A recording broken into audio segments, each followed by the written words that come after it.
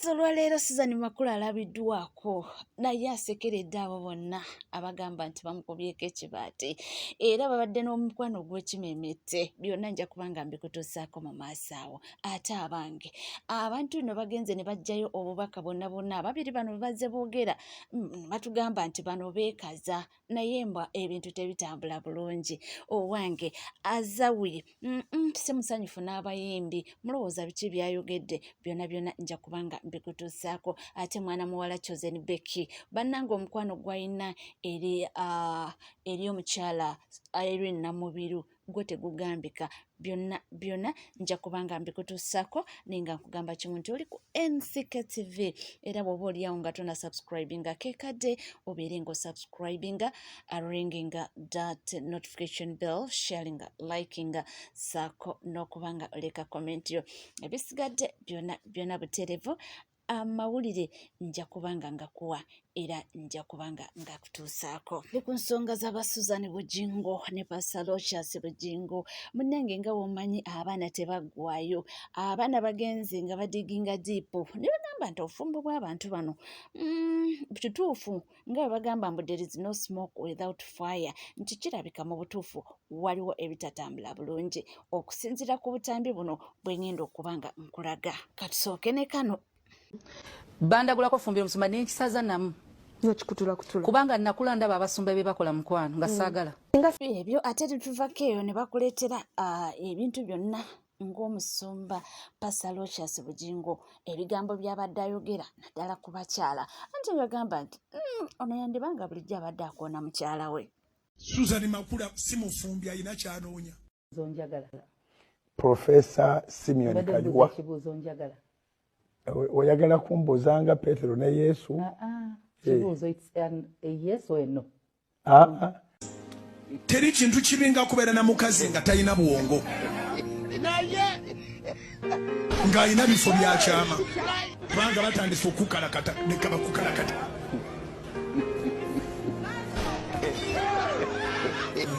Mwagala enjiri ey'amazima oba mwagala bulimba bwe muba munaakulaakulana omukazi ateekwa okugamba daddi twetaaga ssente eza leero lisiti yiiyaawo. Nze mbalaba nze nyingira mu supermarket nga njagalayo obuntu butono ate nga mbumanyi n'osanga nga ebintu omuntu byajja eri nga yabijjeeyo ng'ategeera si mulalu nga bali mu kubizaayo. Atuuse ku kawunta sente zalina zibusasula koota y'akasero kajjeeyo omubuuzi olimu amagezi oli mukaani anekandekerawo nga temunanyiiga nnyo. Nze mmanyi okufiisa omuntu omulamu amalalo ge negateekako n'omusalaba kubanga abadde mu Kristo oba abadde mu Kristaayo nga ne bw'ombuulira eby'omuntu oyo bye yanjogeddeko manya emizimu gye gyayogeddeko yafa dda. Munnange byonna nga bigenda mu maaso kye nsobola okwekakasa nti olunaku olwaleero balabiddwako nga bali wamu era omukyala yabadde ng'akulembeddemu ng'alina ebimuli mu ngalo omwami ng'akola ki nga amufolowinga awo ebibuuzo ne biggwawo naye oli naye abadde abuuza ng'alinga tayagala kukoona ku kintu direct naye yadde byonna nga bibadde bigenda mu maaso ng'olaba pasita abiddamu naye ng'olaba ddala nsanga eva wala n'omukyala nga naye olabira ddala nga waliwo ekitali kituufu. Kansooke mbakuwe kasooke tuwulire ebigambo bye. Amina Yesu yebaze. Obulamu buli butya? Bulungi. Ndowooza mu nsi yonna ffe abakuyina leero. Kubanga kiraka bakunoonyeza ensi yonna naye salt yeekufunye. Amina. Obulamu bulungi twebaza Mukama. God is good. You look so smart. Thank you. N'omusumba alabika bulungi. Bwatyo. Badde obulidde wanga tubadde tukunoonya nga tetukyakulaba. Kuweereza Mukama nakulabirira gwe yampa is here. Kubanga kino kiraka kikambwe. Mwena munyumye bulungi nnyo. Ekimuli kino kiraga wa? Ekimuli kya pavin. It's a symbol of love. We love her, we cherish her, we have come to support her. She's my person. Yes. Olwo abadde bamanyi mutokyali mu Uganda aliko oli mu nsi endala ate wano tukulaba. Njagala Uganda njiveemu ndage wa sente zinyumira mu Uganda. Yes. Kagambo kamu kogamba Pastor Aloysius Bugingo omwami wo. Mugamba buli lunaku kati kandabe yakapya. I love you, honey. Echo. Wow. Keiko. I just love this guy. He's amazing. Amazing. Yeah. Musumba bawulidde ate mmwe kati mbu abalusala yagambye nti omwami we amwagala era amwagala ajja mwagala paka kati ffe mbu abalusala naye byonna nga bigenda mu maaso waliwo abakyalina obujulizi era abalina obukakafu nti omukyala ono gy'ali era mbu bagenda okukyala mu Basuzani Makula ng'omukyala ono basooka kukyalako waabwe mwana muwala ono era mbu naye Bugingo yamulabye nga munnange ng'ebigambo alina bitono. Nze naawe ffe we tuli tujja kuba nga tubalutuusaako era tujja kuba nga tubaleetera tujja kutegeera kiki ekigenda mu maaso bagamba there's no smoke without fire. Kati munnange nga tuvuddeko mu Mamakula nga wakitegedde nti olunaku lw'eggulo yabadde show y'omukyala Irene Namubiru era nga yabadde wali ku Serena bagise Timeless Express yakutte abantu mu babiro naye munnange mu bantu bensobola okwogerako nti beyanyumidde yabadde mwana muwala Chosen Becky nga nakulaze wali ng'ali ku stage ayimba ne Irene Namubiru kyabadde kitokota nga si kisaanikire era mu bigambo bye bannange simanyi nakumanya wuno kamukuwe ulira ebigambo bye ng'ayogera omukyala oyo Chosen Becky ng'essanyu limutta. Anjigiriza okubeera real kubanga bannaayo mukazi wa ddala nze sibeerangako na muntu nanyaniriza nanjagala nankola kibi bambi but she welcomed me, she loves me, I love her so much. Bale temumbuuza bibuuzo bigenda kunjogeza Sara Sara munanga nti obuvidiyo bwetwalaba omutabani bambi bannayuganda tweyanza omwana ateredde okusinziira ateredde ddala kama mulungi abaganda abaali bagala kumanya kikiri omwana obulwadde bwe buli komoni nno bungi bwetaaga topic namba babuyita ba andonides owabisi naye bungi nnyo bayidawo era bumaabaana bangi era bayidawo nfunye stories nyingi ez'abazadde nga bangamba feki namba owange wuuyo ne bampereza ku vidiyo nga baana bali bubi bakozesa jaris biganye olusi bagamba sirapu zikonya eminyira emirala ne gizimbeyo ebintu olusi boogera ebintu bingi but of course ngeri ensi ekyuse tulya emmere ey'enjawulo okuva mu mbuto abaana baffe bafuna ebintu obwo bitali birungi najja ne ku nsi n'afuna ebitali birungi kati neweesanga nga mulimu ebintu ebitabulamu ate abali bagamba nti omwana ayinza okuba munaye ayagala kulaba kutaata mukwano tono emyesho ya Irene tutayaze namulabako mu bulwadde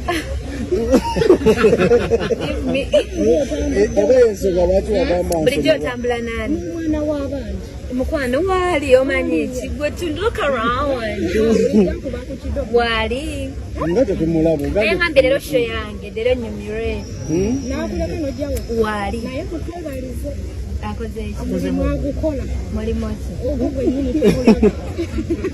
Katyo ka maama kanyonyodde ne ku nsonga y'obulwadde obadde buluma omwana we era ndowooza abasinga obungi ebibuuzo bye mwali mubuuza olunaku olwaleero asobodde kubanga nabyo abiddamu kubanga abasinga obungi twali tugamba omwana baamuloga baakola biki buli omu ng'ayogera kike naye abawadde ensonga n'abawa reasons buli kimu kye mubadde mulina okubanga mwetaaga okubanga mutegeera olunaku olwaleero naddala ku nsonga z'omwana owa Chosen Becky oyo eyali omulwadde mu mbeera yali mbi nnyo naye Mukama n'ayanukula bambi essaala ze baateekamu yasaba nnyo nga ne basawo bwe batyo nga kwe batadde ne bakola omulimu gwabwe omwana bw'atyo n'aba nga atereera nga tuvuddeko eyo munnange omuyimbi amanyikiddwa nga Azawi ye si musanyufu yadde n'akamu Azawi si musanyufu agamba nti abayimbi b'eggwanga wano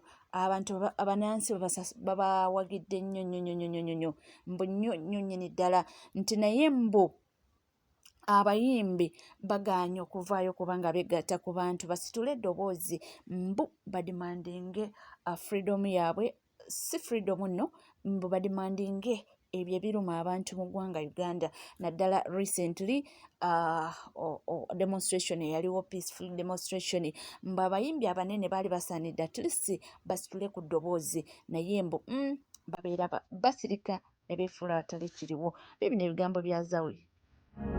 Abannayuganda bawagidde abayimbi abanene abato naye abayimbi basirise. Abayimbi basirise balya ssente z'abasajja. Now they cannot say anything. They are compromised.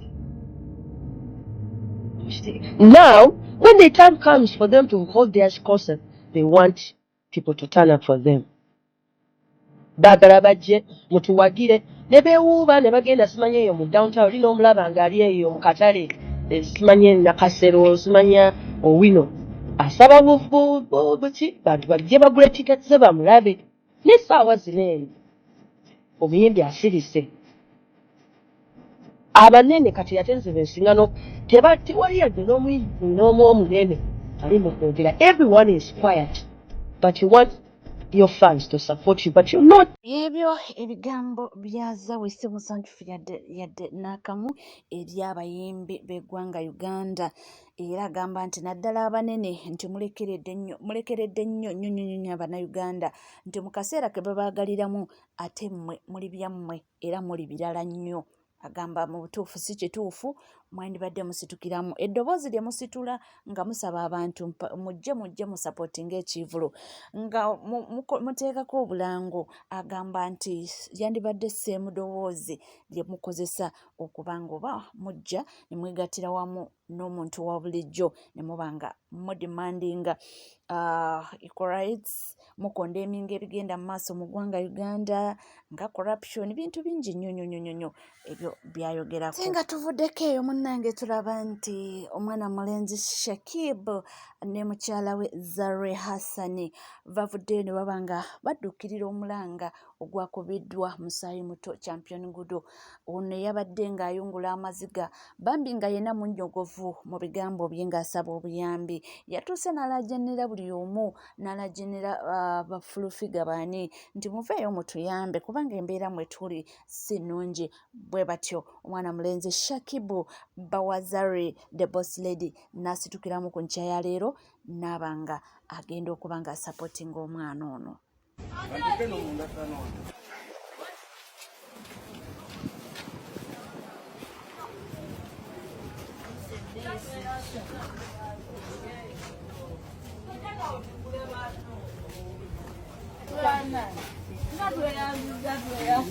Osman.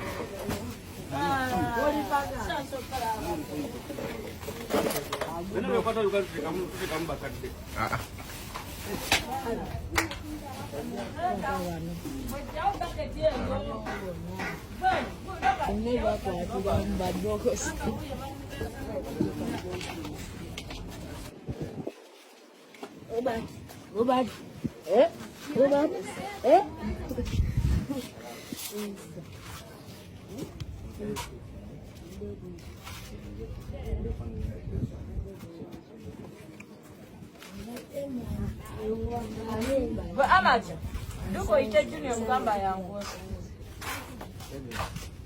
ati awaduka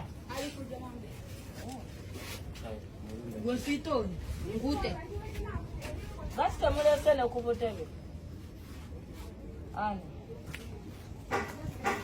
simanda omundi oja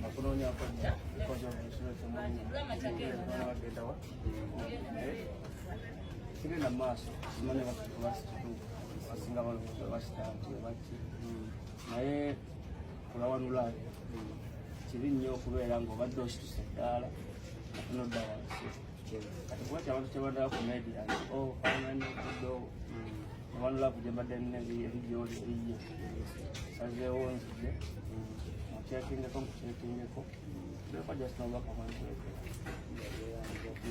si enkomerero kuno okulaba oliddawo mbeera kino kiba nga kituufu kuwesa okuwuga ate tukumala ngoma ongere kufuula strong olwane bulwanyi ove mu mbeera gy'oba olimu osobola okuddayo waggulu naye nga toggwamu maanyi si enkomerero y'ensi kati nokibeerawo abantu bakibaddewo oba nga wali wakubeera nakibanda era mugenda kuddawo mukakamane okiba nga tudasalawo nti kigenda kukoma wera kijja kukoma tulina kumaitira kumalamu ekirala kyensaba abantu tusobola okuyamba ffe nga ffe aba tusobola okuyamba gudo ntumuwanika okusinga okubeerawo nga tumulowooleza nti alina kubeera nono okubeera owakali ye nga byolwadde wakabi alina ekitone muyimbi tusobola omusapootinga ffe nga ffe bonnaawo ne baba talina nga batafunye ekito batafunye ekiso osobola okukwata n'okontaktinga sababa kyampa muwaddeyo kina muwaddeyo kiri netumubeererawo ng'abantu kubanga twamulagala ako twamwagala so tugende mu maaso n'ekyo embeera gyalimu si nnungi naye tusobola ogimugjamu ffe ng'abantu kale ebyange si bingi bibyo byokka byokka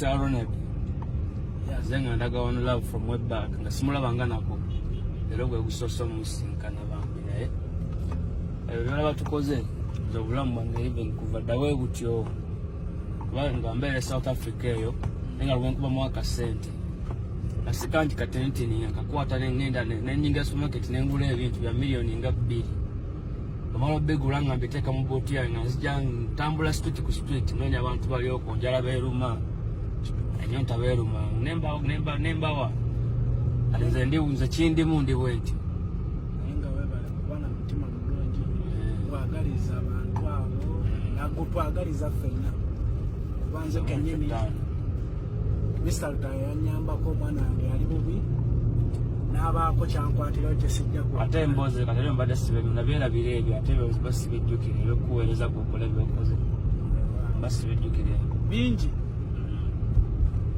ensonga lwaki bingi ebyange byennina ebisinga biriko ye byonna byonna abasinga tebamumanyi naye nze mumanyi kikyali nga life wetu walina okubeera kubanga nokwata sinzi nozimba kalina eno nozimba kiri agenda mala obirekawo wabula lya nga wole n'abalala weyagale nga ne banno webeyagala nyimirwa nga onyumirwa ne banno emmere ewooma emmere etambula naye ng'abantu mukwatagane nnyo Mr. Lutayo abatamutegedde mu munoonyeeko atamutegedde osobola okugenda ku YouTube kyannaye bano nakubiranga omupiira awo ako kati bateekawo general parts osambiranga omupiira awo ono wonna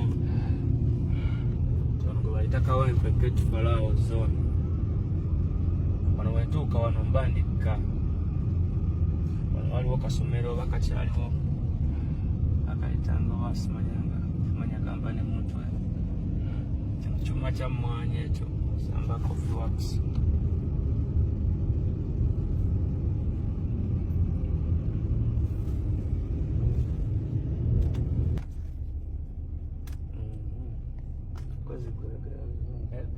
badde ya Uganda